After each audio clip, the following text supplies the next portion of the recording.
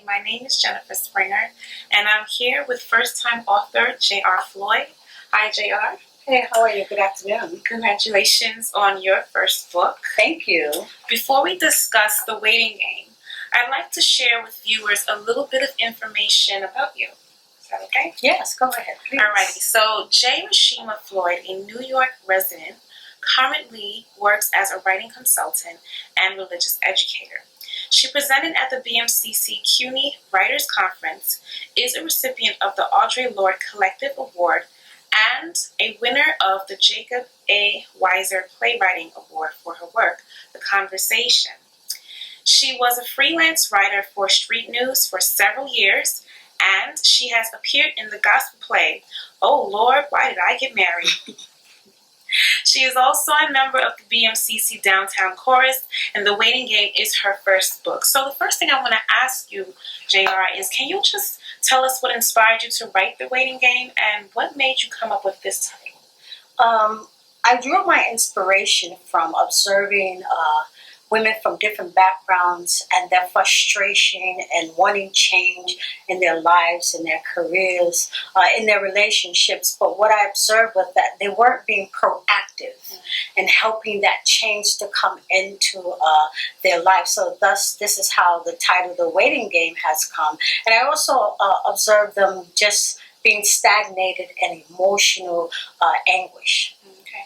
So would you say that this book or any part of it is inspired by your personal life experiences? A lot of the stories that I share and a lot of experiences that I share in this book are some of my personal experiences, personal stories, even though some of those experiences was not the best times in my life. But I'm hoping that by sharing these true life experiences, that it's going to help someone.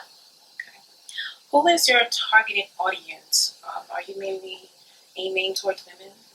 Well, when I started writing this book, I truly did not have a targeted audience, and I did make it clear in the introduction of this book that men can read this book. I'm encouraging them to read this book. I'm encouraging couples to read this book.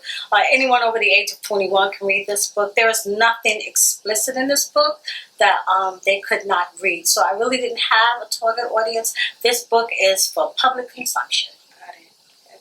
So what do you hope your readers to gain from this book? First of all, let them draw their own conclusion. At the end of the book, during the book, while reading the book, I want them to draw their own conclusions. But while they're reading this book, it is my hope that they think about why they're in relationships and they think about how we treat one another in relationships. But what I want them to know that is this is not a how-to book. It's not about how to fix your life, how to get a man, how to fix your relationship. I just want them to learn how to be a little more kind, compassionate, loving, and patient towards one another in relationships. Okay. Would you say there are any upcoming projects that you're working on? Well, I am working on something right now after I get some sleep from this one. It's been a 2-year journey. I need some sleep. But I am working on a manuscript right now. I don't know if it's going to be a book. I'm more leaning towards it being a play. But I do have a title, and the title is called What Goes On in God's House. Okay, I wish you the best with that. Thank you. So I understand that you had a number of book covers to choose from. Yes, I did. What made you select this one?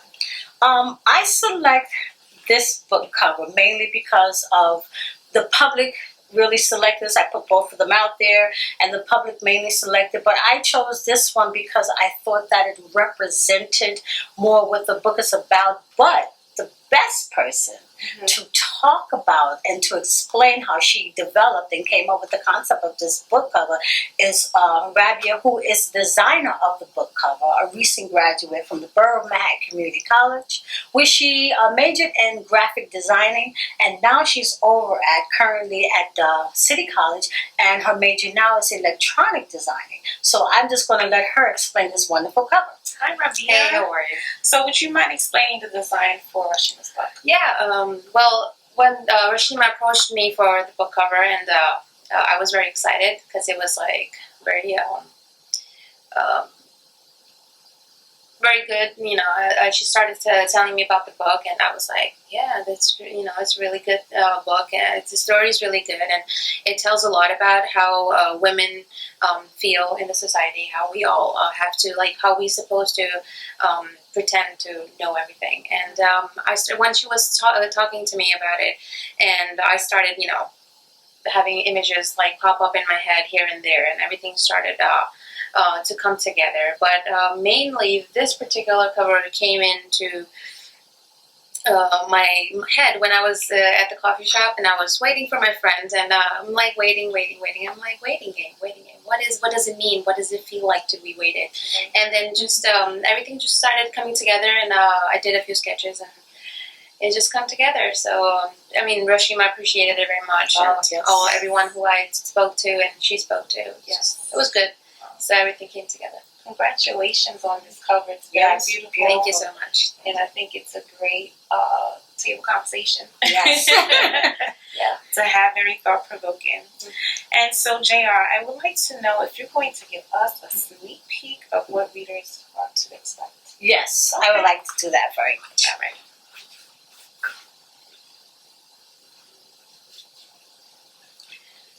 As I am writing this, I recall how I learned some of my poor relationship habits. It's a generational curse. There was a generation of women in my family who either kept company with more than one man or had relations with a married man. My grandmother was one of these women. Some even had children for them, but they would not let these secrets touch them. We were taught that what happens in the dark remains in the dark.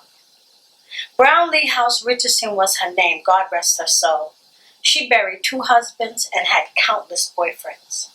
My grandmother arrived in New York City from South Carolina. She did domestic work for 14 years. She gave up that line of work to attend night school and received her GED. Shortly after, she became a civil service worker for the next 20 years plus. She carried on a 14-year relationship with a Trinidadian man.